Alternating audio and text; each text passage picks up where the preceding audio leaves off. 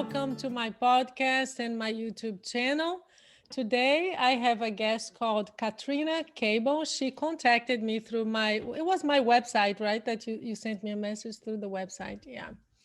I did. Because she wanted to share her story, and I'm very grateful for that. Thank you, Katrina. I always love when someone contacts me and you do have a long story of trauma. I'm so sorry about that. You sent me a page of just an overall uh, picture of what you've been through.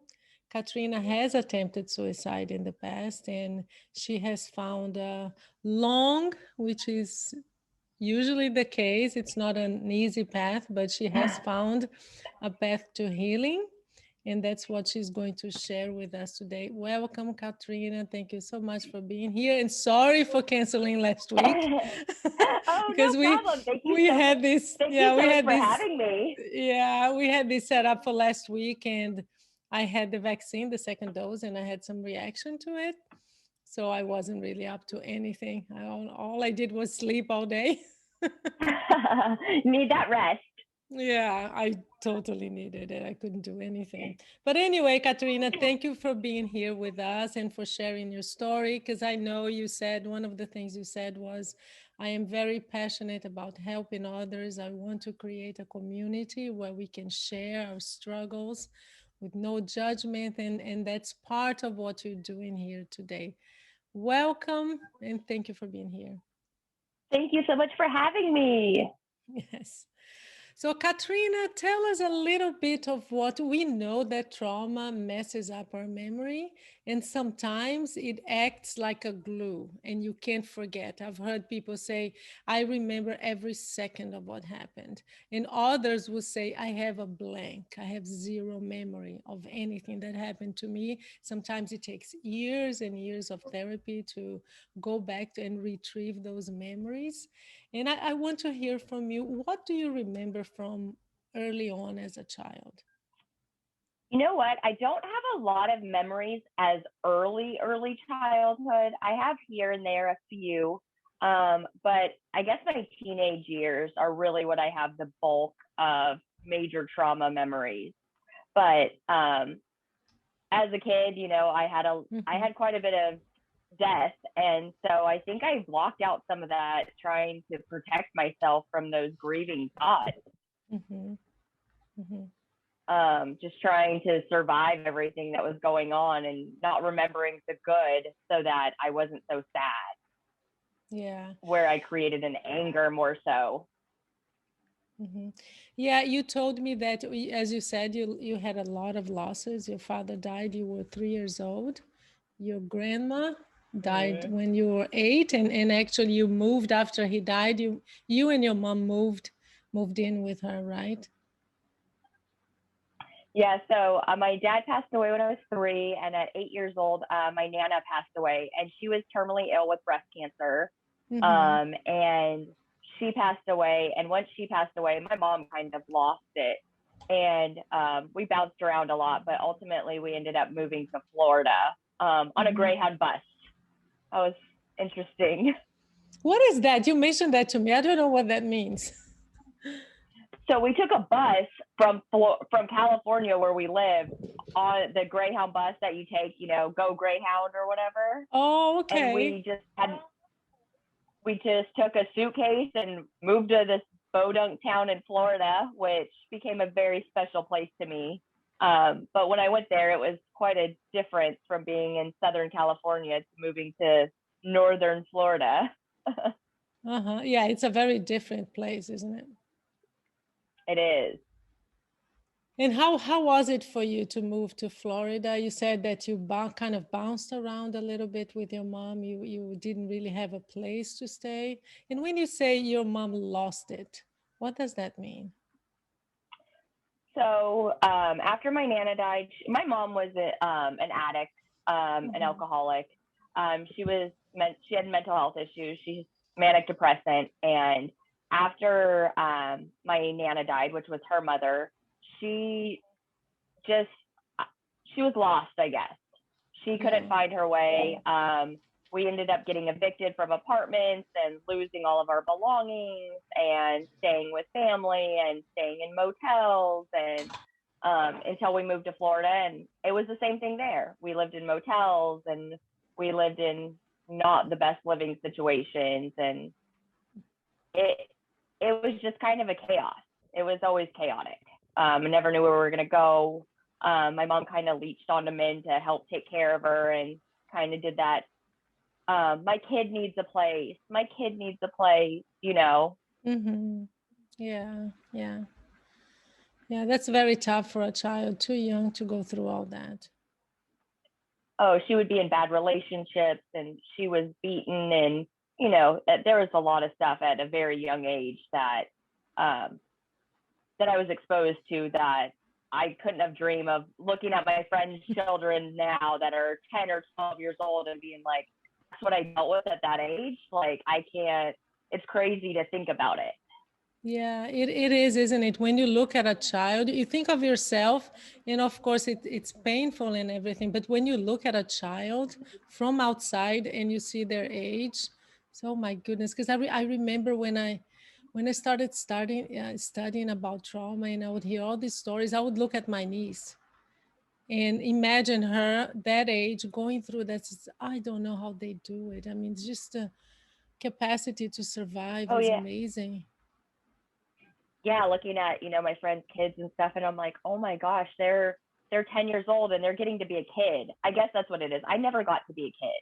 I kind of ended up taking the role of my mom's caretaker, making sure she was okay. And, you know, I found her several times where she had suicide attempts No. Mhm. before Yeah. the ultimate one. Hmm. And that happened when you were what, 14? Yeah, 14. Actually, March 24th will be 20 years. Wow. Wow. Yeah, And you told me crazy to that think you about. had, yeah, and you told me you had conversations with her about this, right? Do you remember those conversations? I do. About a week before the incident happened, we had gotten a conversation. I found a stash of drugs, and essentially I said, if you don't want me, like, send me to my family that does. I did not want to get taken to the state of Florida. It was just kind of a nightmare living situation. It was bouncing around in the middle of the night. It was her and her boyfriend in and out of jail. And it just was, I was miserable. And about a week before, I confronted her and I said, you know, if you don't want me, send me somewhere. And then I went out with some friends and stayed in Gainesville that night. And I got a call the next morning from my best friend. And it was a small town. It was on a police scanner. Everybody knew before I did. And then I Mm-hmm. showed up to my house and it was, you know, crime scene.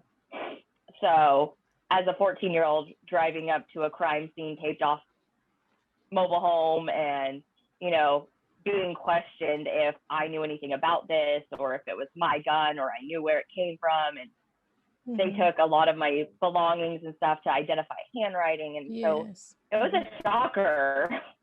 Like, Yeah, I think I was it's numb even for a long time.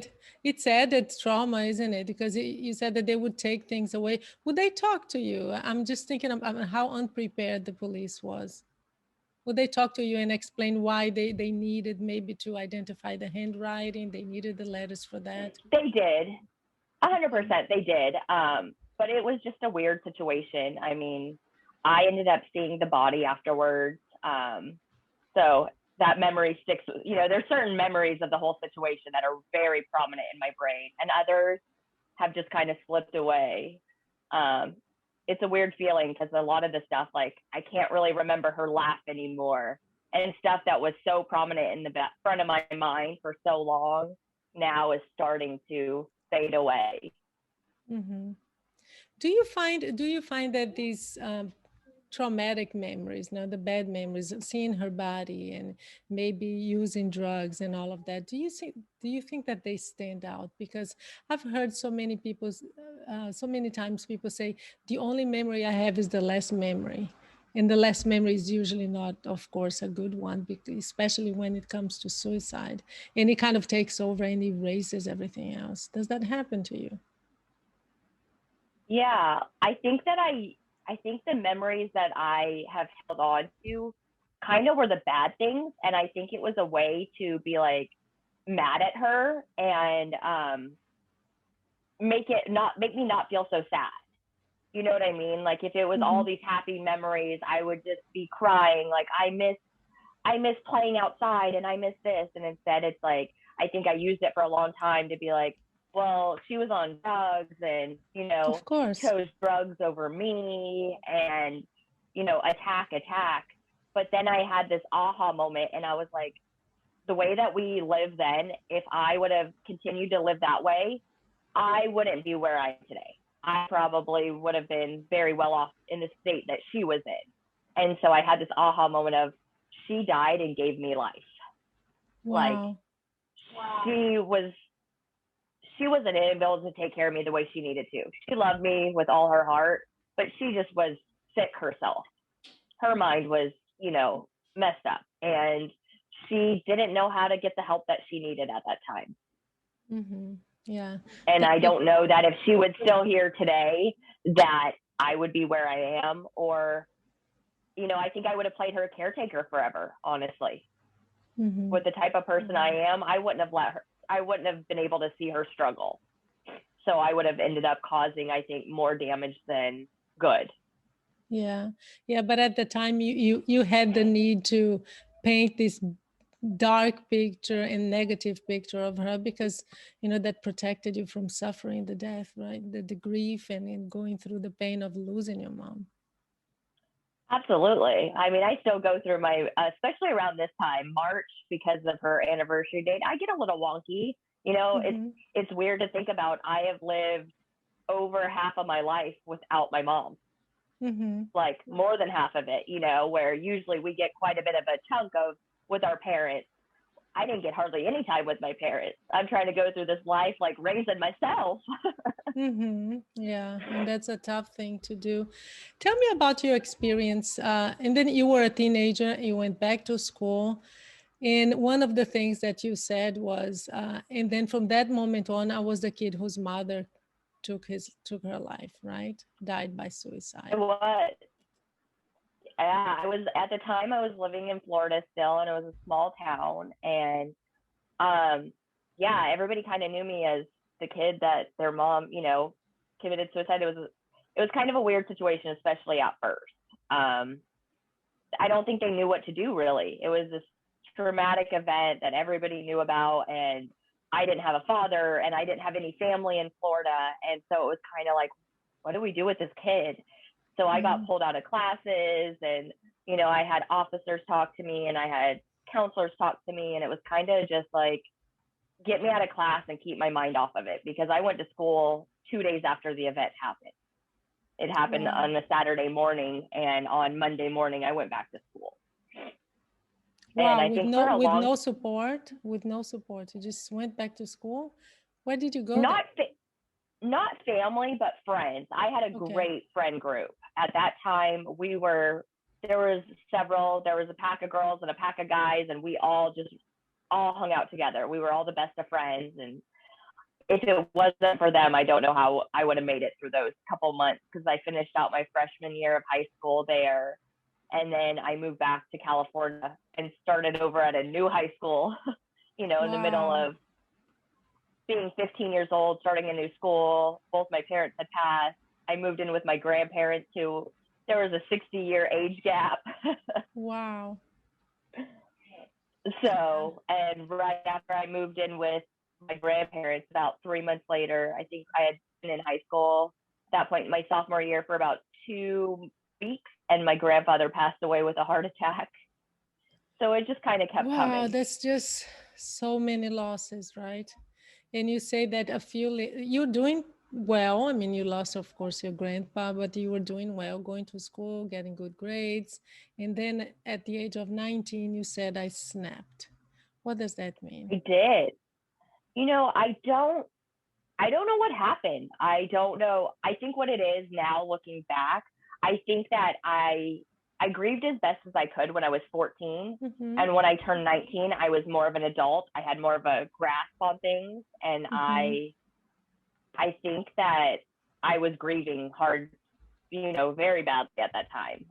I had done some therapy when I was younger, and it really didn't help. I was in such a weird state of, going to see a therapist and then being like, how does that make you feel? Everything makes me feel bad right now. My mom just like chose to end her life and leave me on my own without a dad or Mm. anybody.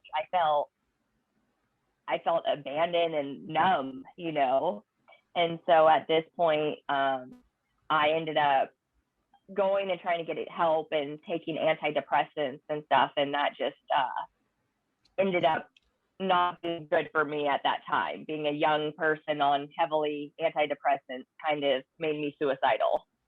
Um, Oh, okay. and yeah, so And so you were taking the medication and that made you suicidal and you had to change medication? Because you did mention too that you tried therapy, but it wasn't the right time yet. so when I did therapy to start off with, it was right after. It was when I was 14, 15. And then I didn't Mm-hmm. really go, and I started to go when I was around that 19 age. Um, and I was starting medication, I was trying to do therapy, and I just kind of kept getting worse. Like I think that I was really breaking down. I guess I was having a really hard time. Maybe I didn't have the same distractions or the same support group. I don't know what exactly happened, but from then it was just I kind of spiraled out of control. Just my mentality, and I ended up having this suicide attempt, and Mm-hmm. I don't know. It was interesting. Well, it's a lot. I mean, just listen to your story. It's a lot, and it seems like you just said it yourself. You went back to school like nothing happened 2 days after, right? And then here I you are did. again, another loss. You had to move back to California, lost the whole support system that you already had in Florida. So that's a lot, Mm-hmm. and years of unprocessed grief, and you're trying to Oh get yeah. by, right? You're just trying to get by, and as we know, I mean, you suppress these things. After a while they come back because they haven't really Oh been yeah. processed. So of course you snapped. It sounds natural actually that you snapped. Well, and a lot of people didn't know. I mean, my close friends that I ended up making in high school, they knew my story, and a few people knew. But when people made jokes back then and be like, "Your mama," and I'm like, I'd laugh it off for a minute, and they'd say it again, and I'm like, you know what? My mom's passed. Like, it's not funny to me, and you don't know who you're talking to and who's going to be able to be strong enough to like, you know, Hmm. Yeah. hold that. So I didn't share so openly back then. I definitely, my mom passed, and it was it was hard for sure. And now I'm Hmm. very open about the suicide part of it, just because I want to raise awareness. And a lot of my friends had no idea, even being friends with them from years from Really? back in the day, and they're like, I had no idea that you had ever went through any of that kind of stuff. Because when I was younger, I tried to put on that happy face when it was living in those unstable situations. I was a happy kid. I just went along with the flow. And then as I got older, the self worth started going out the door, and Mm. um, that's when I started having the issues. It was like, wait, everybody's choosing other things. Like my mom chose drugs over me. Like, Yeah, that's a story that you keep telling yourself, right? Even years and years after oh, what happened. Was there a I moment, still catch Katrina, myself when, doing it. yeah, you do today still? Yeah, I still occasionally. Yeah, and one night I feel like I've went through several phases of grieving. I feel like I grieve at one point and I think something's healed, and maybe a years down the road something comes up and I'm like, "Ooh, that's not all the way healed." Like Uh-huh. I'm processing it now in a new way, or I understand it in a better way, or I have a new vision of what it might be instead of being hateful about it. I'm like, my mom gave me life, instead Mm-hmm. of being like, she left me, and Yeah. Tell me about your road to healing, because that's one of the things that you really focused on when you wrote to me. How was there a moment when you said, okay, I can't go down that path? Because it could have happened, right? You go down the same path, maybe self-medicating with drugs or alcohol and then suicide. But there was a moment when you decided to turn your life around. Tell me about that moment. Was there a moment or was it a process? It's been a process for sure. Mm-hmm. Um, for a long time, it was I self medicated for sure. I was drinking and partying, and I think it was that self sabotage. Like I just didn't have a lot of respect for myself at the time, and I ended up having a relationship, and I think that's kind of the moment. I had a relationship where it brought up a lot of triggers from it. He was into drugs, and he had relapsed. He was sober when I was with him, and then he had relapsed, and it kind of struck all those abandonment wounds. Essentially, we ended up breaking up, and I felt that same abandonment. Like, drugs are more important than I am, Oh my God, and yeah. so it really put me backwards. Like, I was okay. Like, I was still partying and stuff, and I was up and down. But that Mm-hmm. moment, I guess, must have been when I was having anxiety so bad that it was like stroke like symptoms, and it was debilitating. Like I couldn't do much of anything. I was just and I started hiking and camping was like the main thing. I took a little Mm-hmm. break. I gave myself a pity party for about a month. I lived by myself and hung out with my kitty cat. And then I was like, what am I doing? Like, what am I doing? And I got up and I had a girlfriend. I was like, you want to go camping? I asked her if she wanted to go hiking. And she's like, no. I was like, you want to go camping with hiking? And she's like, okay. And so we kind of just started going. And then that kind of became my addiction is I wanted to go get in nature and just I realized how small my problems were when I was out there and how Mm-hmm. much it just made me feel so much better. Started watching Mm-hmm. my diet and being mindful of who I hung out with and what I watched. Like, I can't watch the news, it's triggering. Like, I don't see anything good on it. Like, I don't want to start my day with anxiety. So, but my space too, keeping a clean, tidy, organized space so that I didn't feel my mind was Mm-hmm. cluttered and Mm-hmm. anxious, and I hope it's been a process I though. love It's that you mentioned that as keeping your home tidy and organized and having a lot of structure that helps you, because we don't usually associate that with self-care and healing, right? But it does make a difference. mm-hmm. Oh yeah, if I have a super I've been purging. I'm like minimalist, and I still have quite a bit of things, but I realize that things don't buy me happiness. I would rather spend my money on traveling and experiences than having a bunch of stuff in my home. I Hmm. just realized it's more to clean, it's more to dust, it's more to do laundry. It was like it wasn't benefiting. So I'm on this constant purge thing, and yeah, just Yeah. being mindful of everything around me, like having scents that I like, essential oils, and just really trying to take self care, I guess. And Uh-huh. journaling has helped me. Journaling's a big help for me as well. I Is do a it? lot of journaling. How hmm does that If help my, you? What do you think?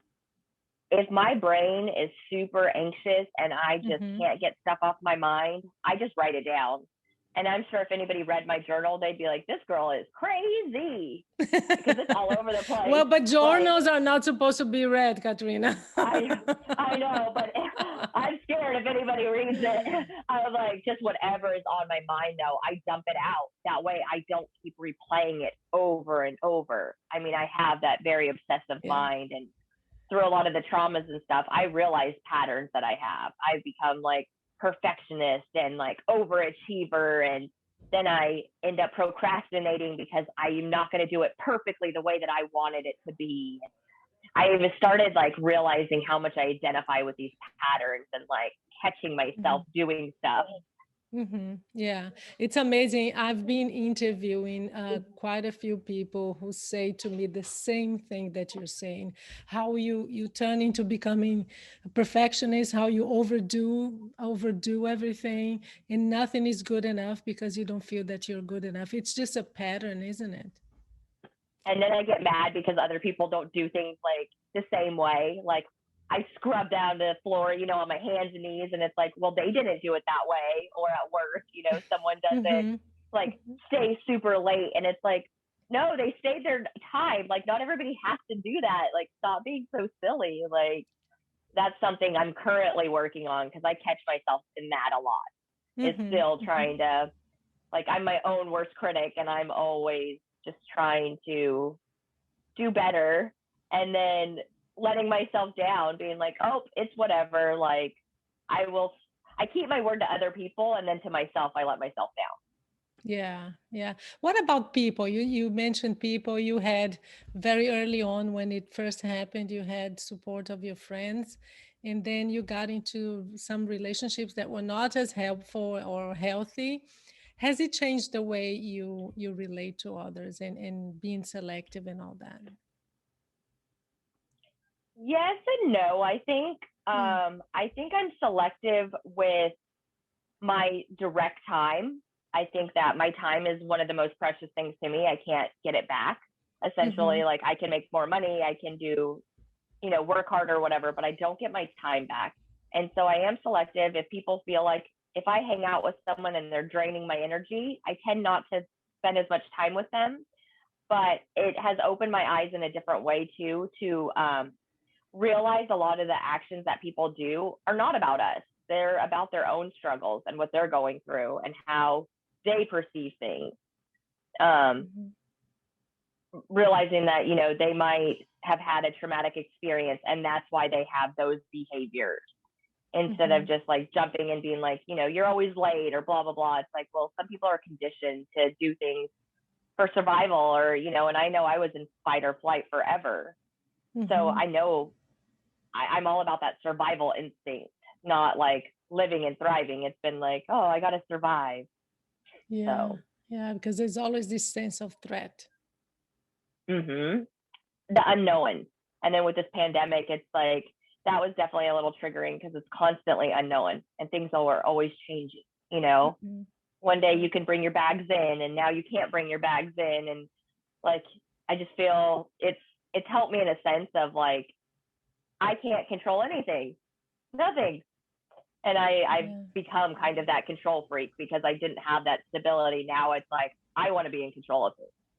Yeah, yeah, it makes sense. Makes a lot of sense. And as you said, the pandemic really heightened, I think, the fight and flight in all of us, right? It's not just you, I mean, Mm-hmm. all of us. But of course, if you have trauma on top of that, it's really triggering.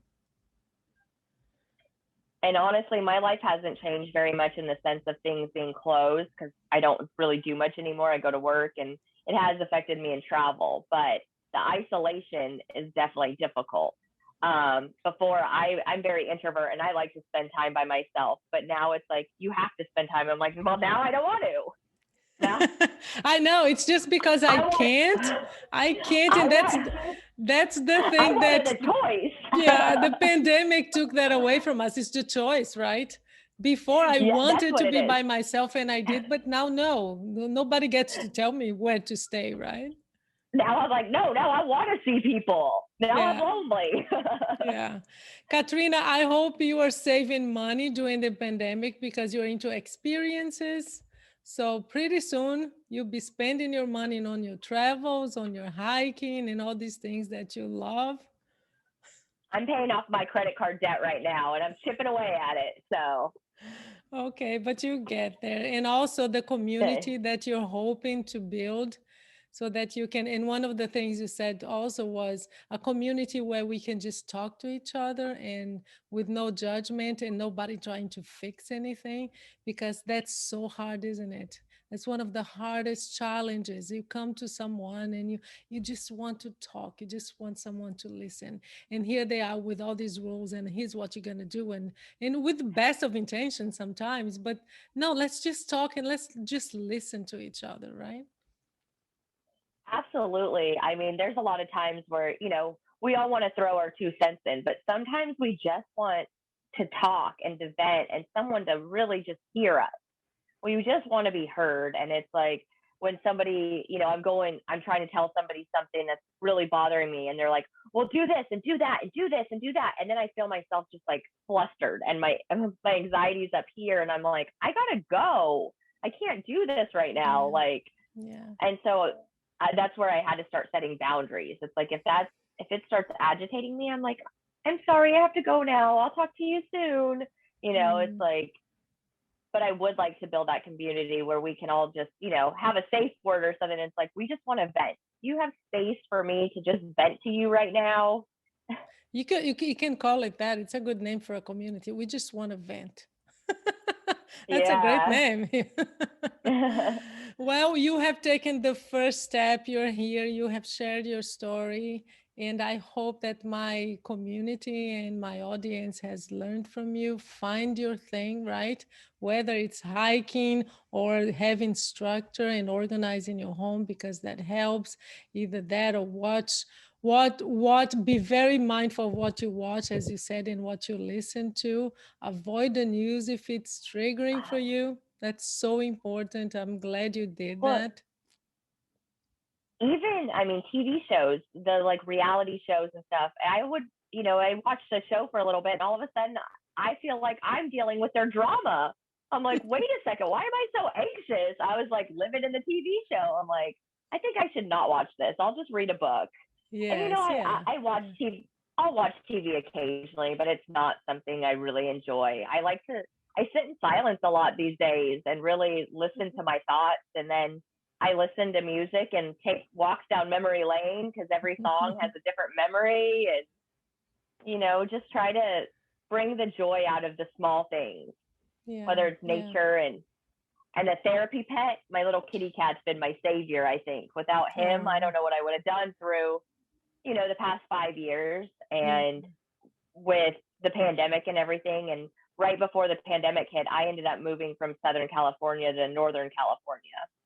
So Hmm. it was already kind of isolating. And then Yeah. on top of it, I'm like, haven't really had a chance to make any friends in this area. So Hmm. definitely been nice to rely on the Zoom calls and, stay in touch via the internet. Yes, yes. Oh my goodness. Can you imagine if we didn't have this? I can't even. Well, thank you, Katrina. Thank you for being brave and for sharing your story and for trusting me to share your story with. And I'm sure that you will inspire a lot of people. Thank you. Thank you so much.